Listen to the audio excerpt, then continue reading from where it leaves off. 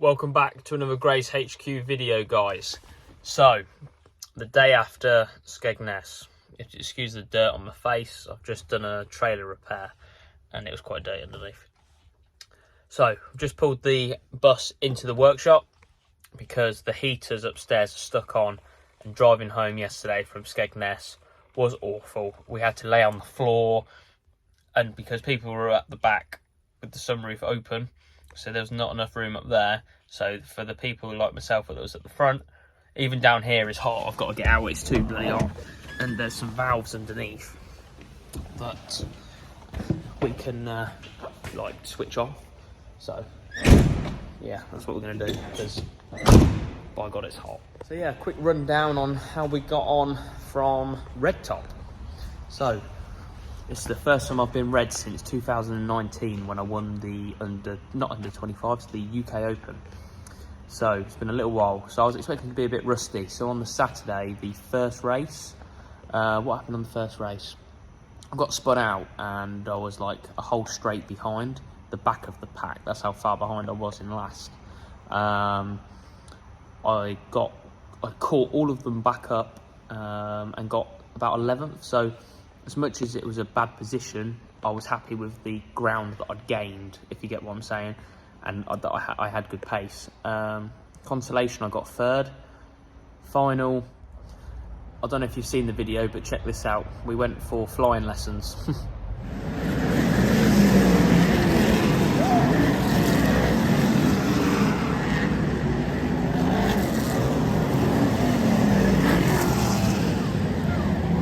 So after the final, we then hit the Grand National, had some really good speed, got stuck behind Paul Hines. I believe he had something wrong with his car, and we was on the outside, and oh my God, I thought from blue top that it was hard getting in once you was on the outside, but red top is just a different game. Like, you're all just one massive line, so once you're on the outside, it's so hard to get in. But we managed to get in, and what a race. It was unbelievable. There was just sparks flying everywhere, cars going everywhere, and I was just picking people off one by one. And in the consolation, we developed like a vibration, and then nationally it got worse and worse and worse. So in the end, I just pulled in because I didn't want anything to fly out the side of the gearbox, out the diff, out the engine. I just didn't know. So Saturday night and Sunday morning, we pulled apart the diff, pulled apart the gearbox. Couldn't find anything wrong in the gearbox, but in the diff we found a little metal washer that fell off the aft shaft, a lot out the tube. So you now join me. I'm in a lorry, just about to have a brake test. I was halfway through explaining what had happened at racing, but then Finn rang me and having a chat, and then I was really busy and I got waylaid. So like I said, we found a seal that goes in the end of the tube, but the diff end inside the axle, that was laying in the bottom of the diff pan.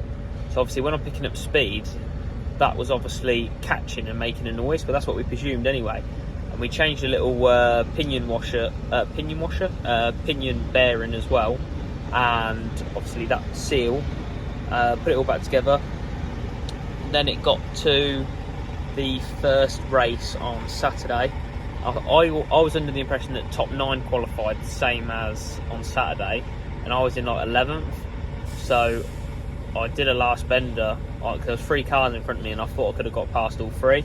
So I hit them, got caught up in because the track was so like hot, it felt so slippy, and I hit them and it spun myself out. Then the next race, me and Ant Niels was having a great race together. Basically I stayed behind him until the very last corner, did a last bender on him, and again I spun out again.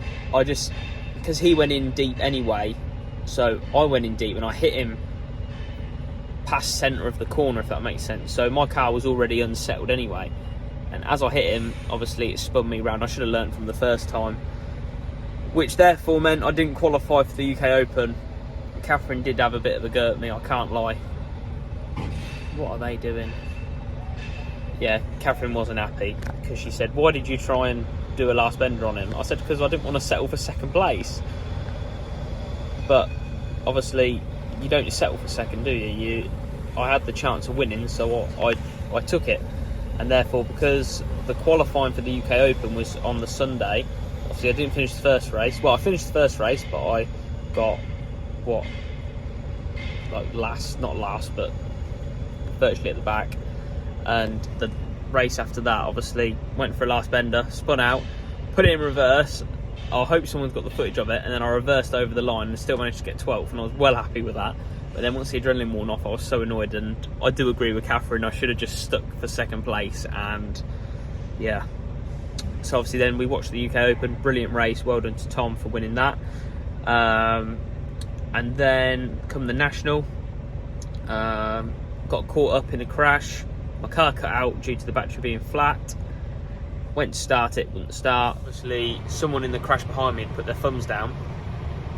So my car wouldn't start. Someone from the crash come up behind me and bump started me, but it wouldn't go into gear. So I pulled in the middle, went into reverse, went into first, then it went into second, and luckily I got the tractor to bump start me. Anyway, went to join the back of the grid, and then radioed saying, "Kyle, pull in the middle. You were the cause of the stoppage," because I put my thumbs down. I didn't put my thumbs down at all. I was waving my hands out the window to say, "Push me." So they sent me on the middle basically, and I couldn't rejoin the race. So that was literally the end of my Skegness. So overall I got a third place out of the whole weekend. But the good thing is I had really good pace, especially from being from Red as well, because the pace does go up a lot. So it was a good confident boost in one sense that I had the pace. I should have won a race, if not two. Because the first one on Saturday was really quick until I got spun. I don't even know what position I was in the first race on Saturday, but I was well up there until I got spun. But I suppose anything could have happened. But it was really, really good, to be fair. But it's just one of them weekends where the luck wasn't on my side, unfortunately. But so guys, you now join me fixing a brake chamber. So just fitting this brake chamber now. We went to get the bus up in the air yesterday, and we just had so much other bits to do. We never actually got a chance to get it up. We just put the ramps under and just left it there. I am meant to be changing the front bumper, outside nerf rail, and back bumper on the Stockcar for Kings Lynn, which is this weekend, and yeah, I don't think I'm going to get it all done, so I'm just going to do one bumper at a time. Started cutting off the front bumper, but I ran out of discs, so that's reminded me I need to go and get some cutting blades today. Any of you that know how to change a brake chamber, this is the easiest way I find to do it. What I do first, obviously, because when you first have the brake chamber, sometimes they leave the kit, the winding tool in the back, or it's already in there, so the chamber is already fully extended. So what I do, I put the pin in first, put the air pipes on, get air into the chamber, start the lorry up, build the air up, and then put these bolts in last. And that's what I do as well when taking it off, but reverse order, if that makes sense. And honestly, it's the most easiest way to do it. But it looks like he's already had new ones along here, so put this one on and then get this lorry out of the way as well. Tell you what, it's all go today. We've just finished inspecting this Fox's Pallets tractor unit. It's a new customer of ours. I know Joe from Fox's Pallets, I get on with him very well, so he's gave us some work inspecting their units. Lovely trucks they are, to be fair. I've done the brake chamber on that, which is all ready to go. I've done a visor on one of Bailey's. This is in for an EGR, and obviously the bus is on the lifts, ready to lift up tonight to do the heating problem, and it's acquired an air leak as well, so I need to get Dad's locked it, but I need to get the tarmac car out really and take the engine out of that, because we developed an oil leak as well on the rear main at Skegness. I'll tell you what though, I really do need to have a tidy up in here. I need to put that oil in the waste oil tank, because I did a service on a lorry last night, which we MOT'd, so that needs to go over there. I literally just dragged it out the way to get this lorry in, but honestly, it's just so, I mean, some people may think this is tidy, but Oh my god, for someone that's got OCD, this is my worst nightmare in here. Normally I like to have it nice and clean. It's only little bits, like I got that out to do the Scania, some alley. Just little bits really, but I'm gonna have a bit of a tidy up once well, I'll have a tidy up once Dad gets back, because Dad's out at the minute, so it's only me, so I need to get the work done, get it out the door. Once Dad gets back, I'll have a tidy up. Our next job is to go for a brake test and headlight in this machine. Now, the isolator, it's a good job I've got longish arms. The isolator is right at that back corner, see it? Just there. Bear with. I'll stick my old head in, I think. It's on. I'll tell you what, this turns over less than what a modern truck would, and holds air more than what a modern truck would. Also, if anyone wants to buy any pallets, I've got plenty here. If you buy a bulk of them, we can do a deal on them as well. I've got Euros standards, not the blue or red ones, though, because they have to go back unless they're damaged. So, yes. I'm just reversing up and the lorry's just parked right where I need to reverse round. Trailer come in yesterday as well. Look at this for a curtain rip. I don't know what I'm going to do with it, don't get me wrong, but we'll have a good go at fixing it. So we've got one rip there, right? Ready? Oh, that's some rip, isn't it? I don't even know where the rest of the curtain's gone. If they just make a slit, you could have joined it back up, but the state of it. But we'll have our video when we do that and show you once it's done the difference. But we've ordered some red curtain, because we normally only stock blue. But obviously you can't put blue curtain on that. With that it'll look awful. It's not even like it's a little patch, is it? But yeah, we'll get onto that later. So we've now finished work, brake tested that, that's all passed for its MOT, which is good. Also, after that we hooked up that trailer with the DAF, took that for a brake test, that's all passed its brake test as well. It's now Tuesday, and we've cut the front bumper off. Now, like I said, I wanted to do all the bumpers, but I'm just going to do one bumper at a time and see how we get on. Now, this is just a monstrosity. Can't get the steel saw in there, but obviously this is just overkill for a brace. Really, really bad. That snapped off as well, I need to do that. Just really overkill, but to cut that off, it's going to take forever. So I'm going to leave that in and then put a stay, like get rid of all of this. That's fine. So I'm just going to cut this out of a normal little grinder and get it done. And I know this bumper's not bad, but it all folded in up there, and obviously this had been bodged and snapped off God knows how many times. Two of the crumple zones have been knackered as well. So I just wanted to start tidying her up again. So we're just going to do a little bit each meeting and get her back up to standard. You now join us in the mighty DAF. We're now just taking a trailer for MOT over at Country Line in Northampton. Now, this customer is actually based from Northampton. He's had the trailer in the yard for about a year for storage, but now he wants to use it again. It's not actually a bad trailer. I think it's 2016, I believe. I'll tell you what, people go so slow. You're doing 50 mile an hour. Oh, I've got to overtake him. And what are you braking for? What are you braking for, mate? Oh, got lane departure moaning at me. We'll turn that off. People. Anyway, so once we've got it MOT'd, we'll drop it off for him, head back to the yard and go home. I started early today, so we're going to have an early finish. I haven't had an early finish in a little while, so we'll make a nice change. So the trailer is now past its MOT, which is good. No advisories. But yeah, the annoying part about it is there's a new legislation. So normally when you pass an MOT, you get the pass certificate, but now they've gone paperless. So all you get is your brake test certificate, and that is it, which is really annoying. But you can go onto the Gov website and print one off, obviously, but it's just handy to have it, if you know what I mean, because it's, especially with people that are old school that like the paper copies, if you know what I mean, it's just nice to give them the pass certificate with all the paperwork and the invoice, if you know what I mean. But I suppose they're the new rules, so we have to stick by them, but never mind. But now we're just heading into Sixfields in Northampton to go and drop the trailer off for the customer. But quite luckily, it's only 7 minutes away from the test station, so it's not like I've got to go far out my way anyway. So here we are, here's the lay-by. His unit's already in the lay-by because his other trailer's at the yard because he reversed onto a bay and bent all his door hinges. So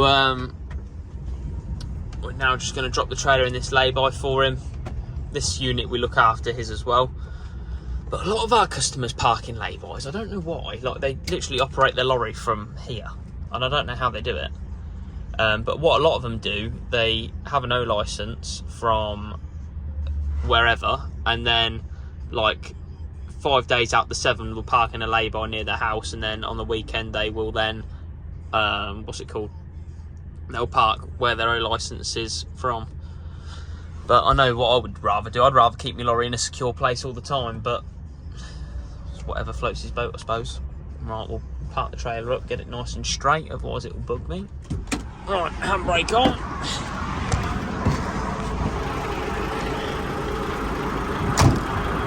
Oh, he's pulled up behind me. Right, we'll unhook the trailer.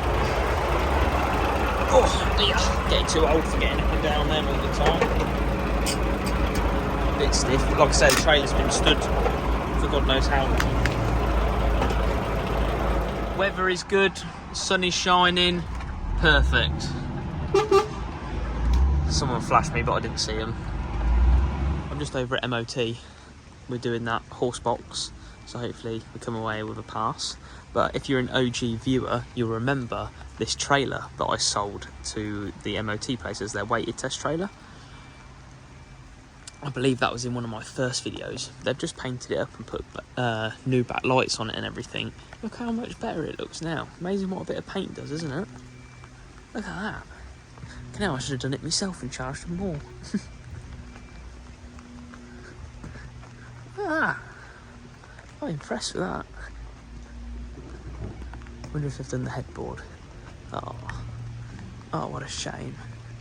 It would look a lot better if they'd done the headboard. They've done all down this side as well. Wow, how much better does that look? I'm impressed with that. God, when they want to change trailers, I'm going to have to pay more than what I sold them to it for. Look at that. So guys, we're now back at the workshop. The Horsebox passed its MOT, no advisories, no nothing. So that's awesome, considering how old it is as well. We're now just fitting a new EGR, which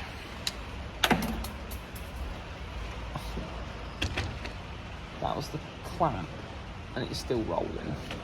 Just see my red winglet. Kings Lynn this weekend from Red, so that'll be interesting to see how we do from Red on the loose stuff. Right, where's that clamp on? It's rolled right the other side of the truck. But yeah, we still haven't even lifted the bus up yet, so the bus is still sat in here. Yeah, this is my red wing from 2019, and I didn't really use it much, so there's my clamp. Didn't really use it much, so at least she looks new. Right, with this EGR, it's a right pain to do because you've got to keep that clamp there, you've got to get the EGR on them little lugs, you've got to get the clamp on. This one doesn't matter, it's more flexible, so let's try and get it on. I'm trying to video while I do it and I don't think it's possible. So, oh my god, I just dropped it on the floor for the fucking third time. Right, getting mad with this now, so let me put it on. I'll update you afterwards. I tell you what, my day's not going to plan. Got the EGR on. What a struggle that was. I had to stop videoing because I was getting annoyed with it and my phone weren't propping up. I was trying to prop my phone up there, but it just weren't happening. Got this trunking back on, which sometimes this can be an absolute nightmare as well, but I forgot to put that little pipe in which goes from there to there, which is in my hand, so I've got to try and get that in now without having to take this back off. So we're now getting the stock car ready for Kings Lynn. It's Thursday and this is the current state of it. Yeah, mint. Still got the other side to do as well. I'm going to put a new back bumper on it, but just not yet, and I'm going to put a new side rail on it, but not yet. I'm not run out of time, so I'm just going to push this back, put a stay in there for this weekend, and then just put a little crumple in there, because that's like a little crumple zone we do. Well, it was Dad's idea, I think it's a shit idea, but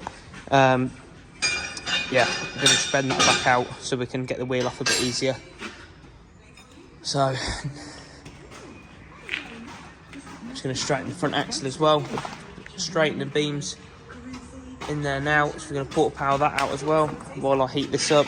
Perfect. So, do you like my new snap-on welding hat? It's flashing at me, so I'm looking at the light. So they're awesome. Expensive, but they're worth it. Bear with. Oh, it's not working. There we go. Just makes my hairline look really bad.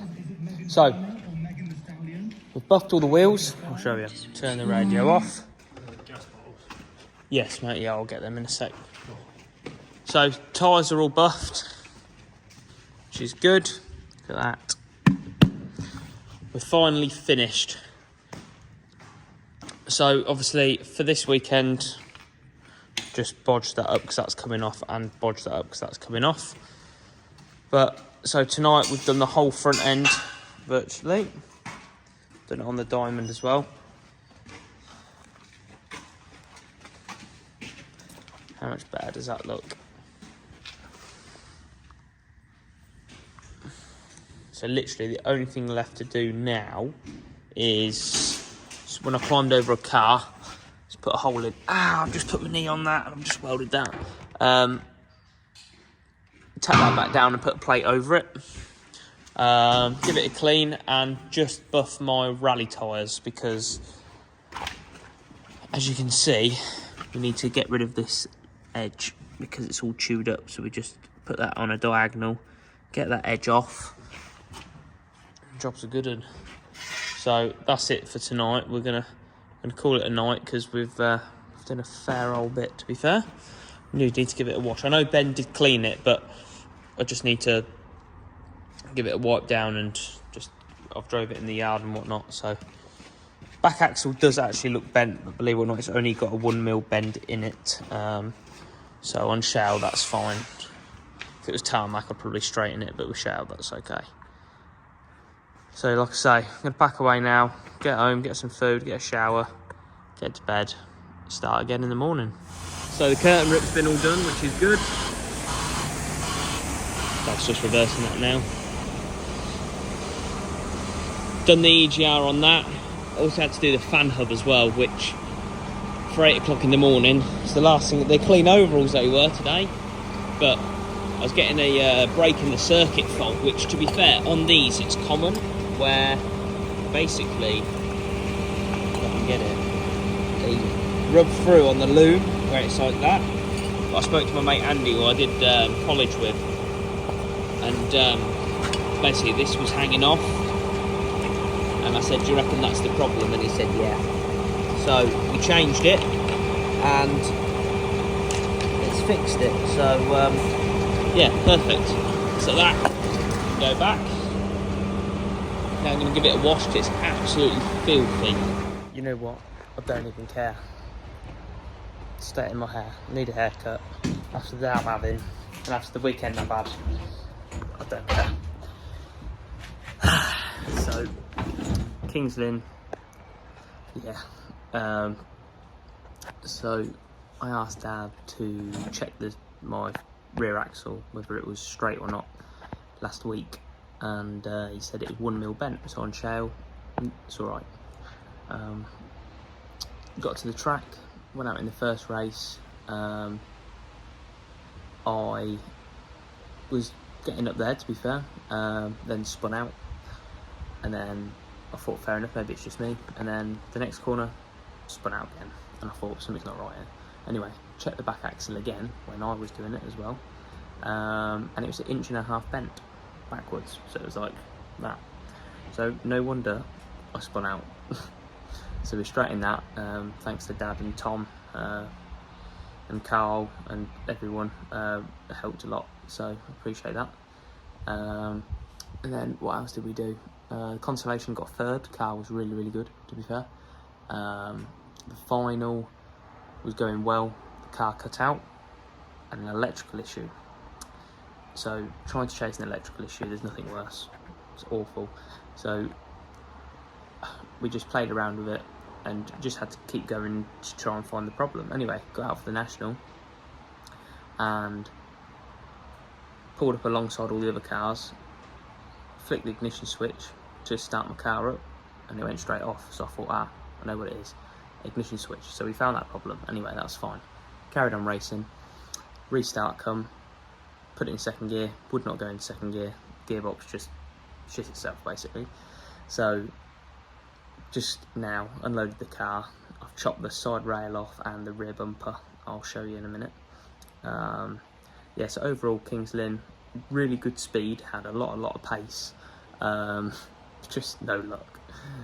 Dear, bent back axle in the first one, consolation third, final car cut out, Grand National, gearbox. So yeah, and I bent 3 rims as well. So Liam's going to be happy with me this week, so he can straighten some rims. I don't even know if I think they've gone past straightening, to be fair. But yeah, I love stock cars. So like I say, we've just unloaded it. I've just gone a bit happy with the steel saw. As you full well know, that's what I'm like. Yeah, cut the side rail off. Front, the only problem was, because obviously I had to make a new one of these stays, but I've just cut it as flat as I could to hopefully a new side rail can just slot in there. The front bumper all held up good. Painting that this week now. Now doing this one. So these two are going to stay in. That's got to come off. Obviously I'll tidy that up. This is staying on. These 3 are coming out, and them 2 are coming out. So back bumper. Cut the back bumper off. Don't like to sound to blow my own trumpet, but God, I'm good with a steel saw. I haven't even had to get the little grinder out yet. So that's all cut off. So yeah. So for the rest of tonight, what I'm going to do, I'm just going to get them 2 off, get them 3 off, call it a night tonight, because I feel absolutely shattered.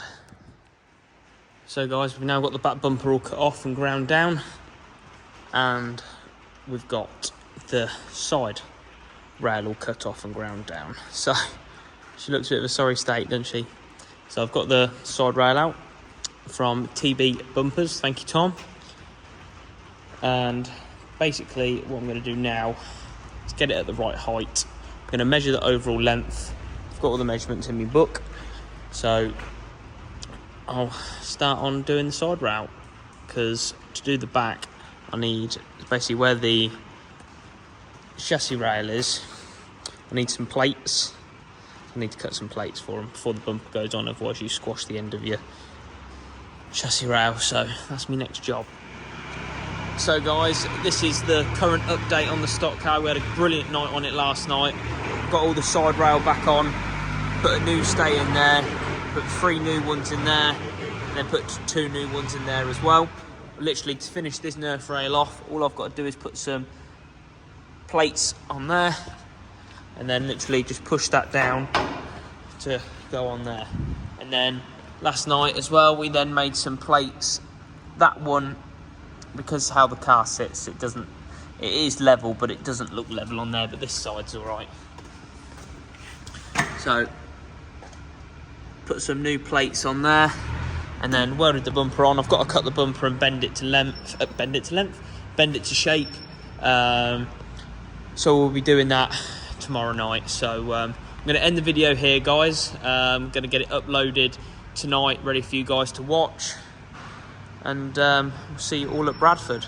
Well, that's if we make it. Obviously it's Wednesday now, so I'm gonna upload the video tonight or in the morning, ready for you guys tomorrow night.